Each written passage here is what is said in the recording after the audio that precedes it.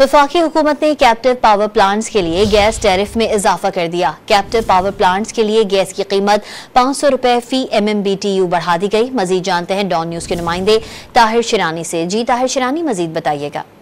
जी, वफाकी हुकूमत की मंजूरी के बाद ओगरा की जानिब से कैप्टिव पावर प्लांट्स के लिए टैरिफ 500 रुपए इजाफे के साथ 3000 से बढ़ाकर 3500 रुपए फी MMBTU करने का नोटिफिकेशन जारी कर दिया गया है। इतला 1 फरवरी से होगा। बाकी सार्फिन के लिए कीमत में इजाफा नहीं किया गया है। जी, ताहिर शिरानी अपडेट कर रहे थे, शुक्रिया आपका।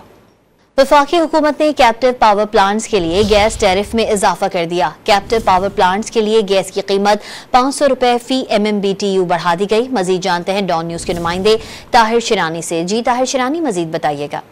जी, वफाकी हुकूमत की मंजूरी के बाद ओगरा की जानिब से कैप्टिव पावर प्लांट्स के लिए टैरिफ 500 रुपए इजाफे के साथ 3000 से बढ़ाकर 3500 रुपए फी MMBTU करने का नोटिफिकेशन जारी कर दिया गया है। इतला 1 फरवरी से होगा। बाकी सार्फिन के लिए कीमत में इजाफा नहीं किया गया है। जी, ताहिर शिरानी अपडेट कर रहे थे, शुक्रिया आपका।